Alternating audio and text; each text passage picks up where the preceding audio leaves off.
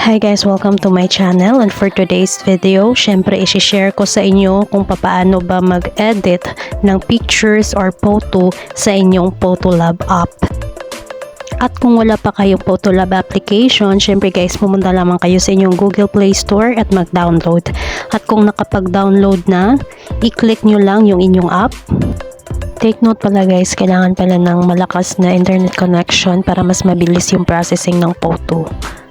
Naglo-loading siya guys pag mahina yung internet at hindi mo rin siya pwedeng gamitin kung walang internet connection. So dito guys, click nyo lang yung skip, yung nasa baba. Bago pa lang lahat guys, ikagagalak ko kung magsusubscribe ka sa aking YouTube channel. Maraming salamat!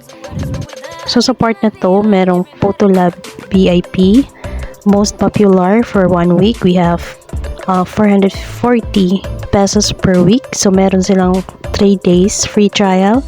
And then in a year naman, meron silang 1,650 per year. So meron din silang 3 days free trial. So ako guys, pinindot ko yung X na nasa taas.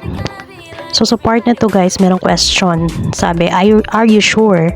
This free trial comes once in a while. By declining it, you are losing its benefits. So yung clinic ko lang dito guys is yung reject free trial. Then after that, ito na yung makikita nyo.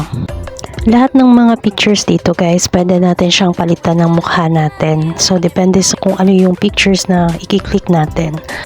So kung i-click natin tong categories, marami tayong pagpipilian. Hanggang sa baba pa yan guys, madami yan. So kayo nang bahala na mag-scroll down. And then dito naman sa recommended, marami pa rin guys. Yan, marami yan. Pwede kayong pumili dyan. Then next naman dito tayo sa feed. Ayan, maganda rin yung feed guys. Magaganda yung mga pictures. And then dito tayo sa new. So magaganda din sa new guys. Tapos ito naman, ito yung profile natin. So hanap tayo dito sa feed ng picture na papalitan natin. Maraming magaganda dito sa feed guys. So ito yung nagustuhan ko. So itap ko yan. And then itatap ko ulit siya guys, yung nakadilaw. So after that, merong nakalagay na allow Photolab to access photos and media on your device. So i-allow lang natin. So yan yung sample guys. Yung nasa left side na babae, yan yung original na photo niya. And then yan yung photo na napalitan na ng mukha niya, yung nasa right na side. So pipili tayo ng photo ngayon sa ating gallery.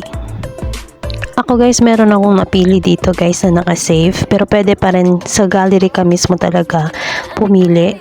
So ayan, yan yung picture na napili ko.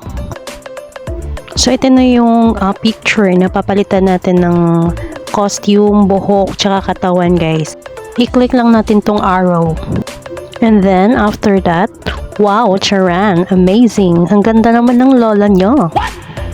Dito naman sa part na to, click lang natin ng X.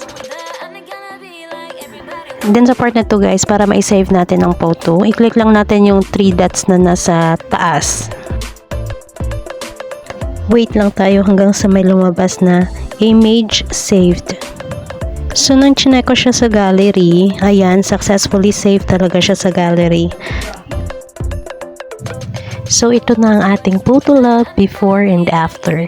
Abangan nyo pala guys ang aking next vlog kasi pag-uusapan natin kung magbabayad ba tayo sa Photolab app na to, kung meron ba tayong babayaran. Thank you so much for watching. Don't forget to subscribe.